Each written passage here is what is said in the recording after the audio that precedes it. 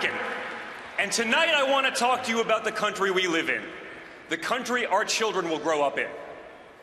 For my generation, this is the most important election of our lifetime, one that will determine the future of our country and, in turn, the future of the world.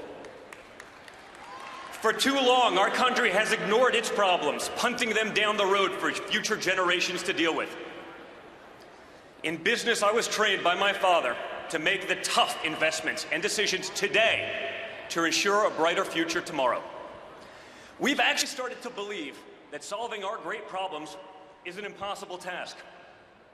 And that's why we need to elect a man who has a track record of accomplishing the impossible.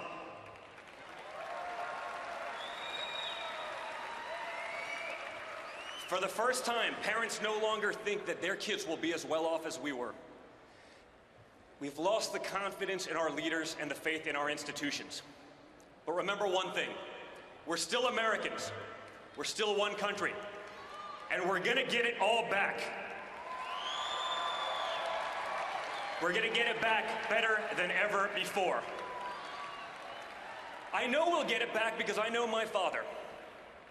I know that when people tell him it can't be done, that guarantees that he gets it done. I know that when someone tells him that something is impossible, that's what triggers him into action. When people told him it was impossible for a boy from Queens to go to Manhattan and take on developers in the big city, rather than give up, he changed the skyline of New York. I've seen it time and time again, that look in his eyes when someone says it can't be done. I saw that look a little over a year ago when he was told he couldn't possibly succeed in politics. Yes, he did. For my father, impossible is just the starting point. That's how he approaches business projects. That's how he approaches life. Whether it's teaching his granddaughter how to swing a golf club or tackling the toughest negotiations, he's always fully committed. That's why the person who had never run for office before stood on the stage 11 months ago in this very arena with 16 professional politicians. And this week, that same man will stand before you as our party's nominee for the President of the United States of America.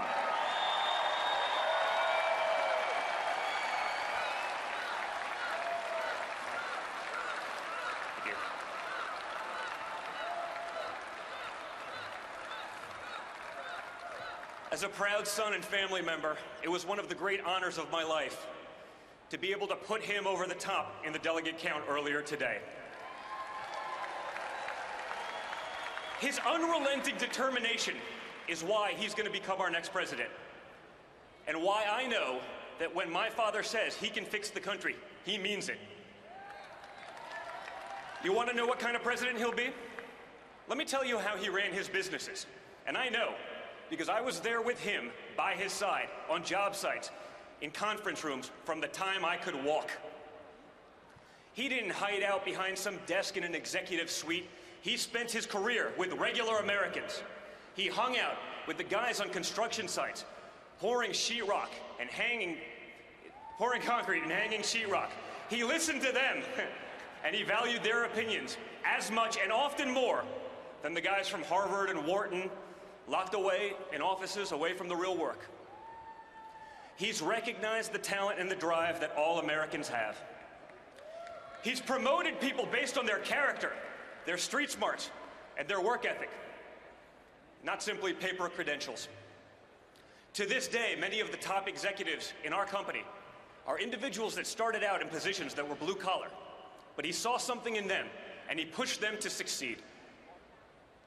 His true gift as a leader is that he sees the potential in people that they don't even see in themselves. The potential that other executives would overlook because their resumes don't include the names of fancy colleges and degrees. I know he values those workers and those qualities in people because those are the individuals he had my siblings and me work under when we started out. That he would trust his own children's formative years to these men and women says all you need to know about Donald Trump. We didn't learn from MBAs. We learned from people who had doctorates in common sense.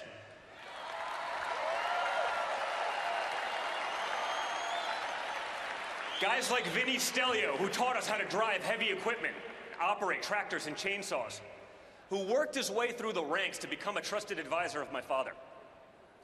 It's why we're the only children of billionaires as comfortable in a D10 Caterpillar as we are in our own cars.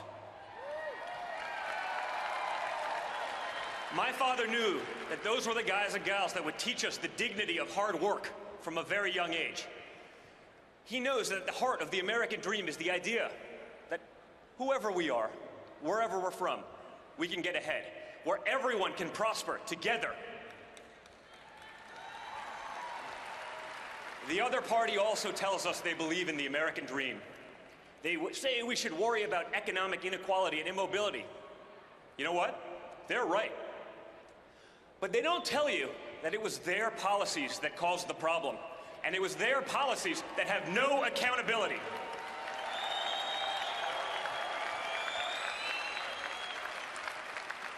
They gave us the worst immigration system in the world. One that imports immobility, one that drives down employment and wages for Hispanic Americans, for African Americans, and for everyone. An immigration system that favors illegals over those trying to go through the process legally. And at times, even over law-abiding citizens. It was Bernie Sanders himself who warned that a large tide of new workers keeps wages low and poverty high. The other party gave us public schools that far too often fail our students, especially those who have no options. Growing up, my siblings and I, we were truly fortunate to have choices and options that others don't have. We want all Americans to have those same opportunities.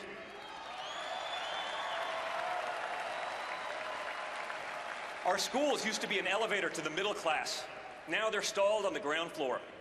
They're like Soviet-era department stores that are run for the benefit of the clerks and not the customers, for the teachers and the administrators and not the students. You know why other countries do better on K through 12? They let parents choose where to send their own children to school. That's called competition. It's called the free market. And it's what the other party fears.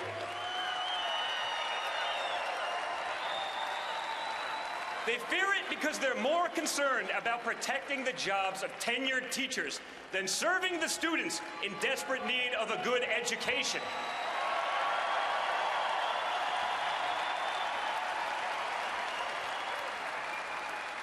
They want to run everything top down from Washington.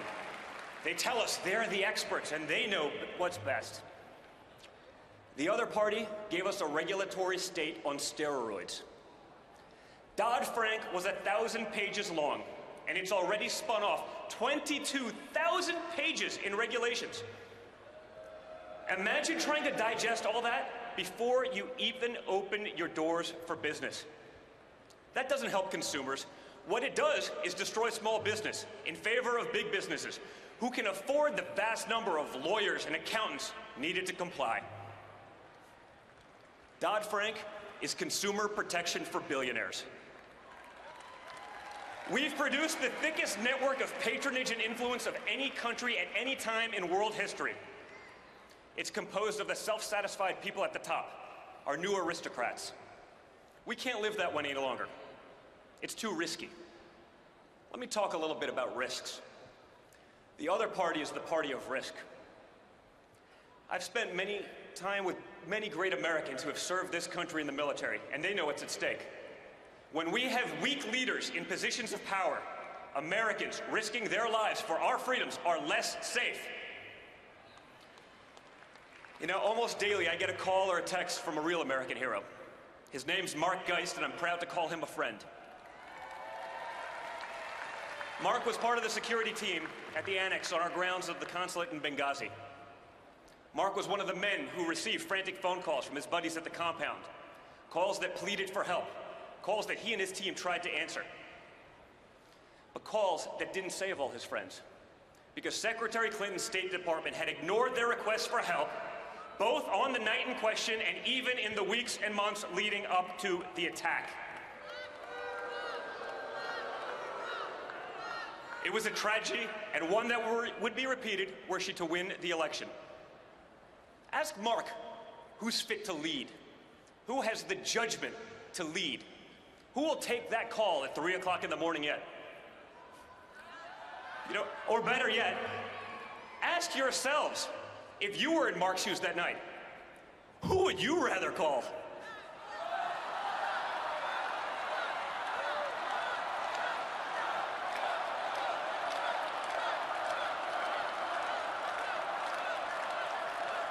Let me tell you something about risk. If Hillary Clinton were elected, she'd be the first president who couldn't pass a basic background check. It's incredible. Hillary Clinton is a risk Americans can't afford to take. She says she'll issue executive orders to take away Americans' guns. She wants to appoint judges who will abolish the Second Amendment. Just look at how effective those laws have been in inner-city Chicago, a city with the toughest gun laws in our nation, where 70 people were murdered last month alone, and where over 3,400 American lives have been lost since this administration took office in 2009. You know why those laws fail? Because criminals, by definition, don't follow laws.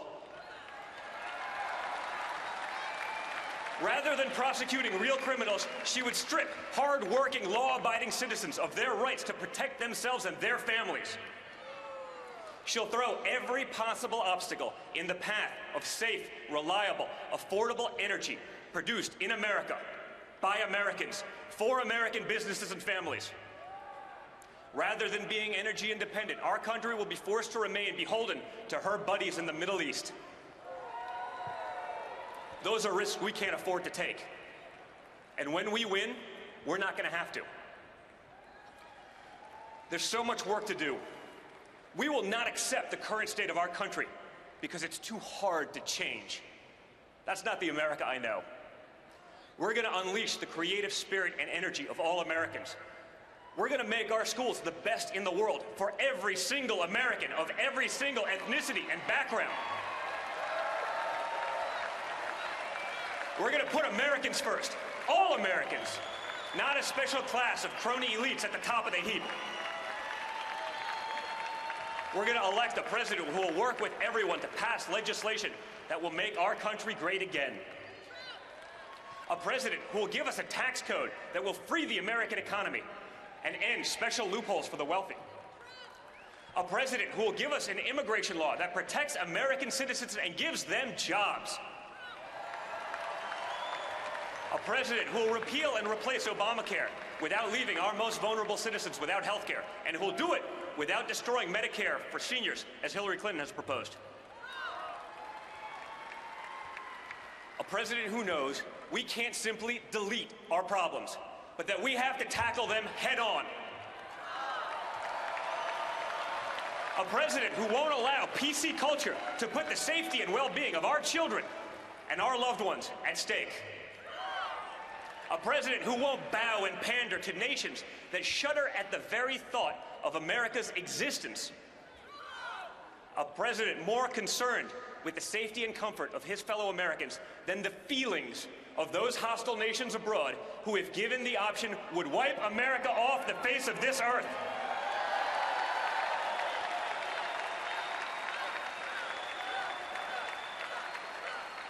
A president not beholden to special interests, foreign and domestic, and one who funded his entire primary run out of his own pocket just to prove it.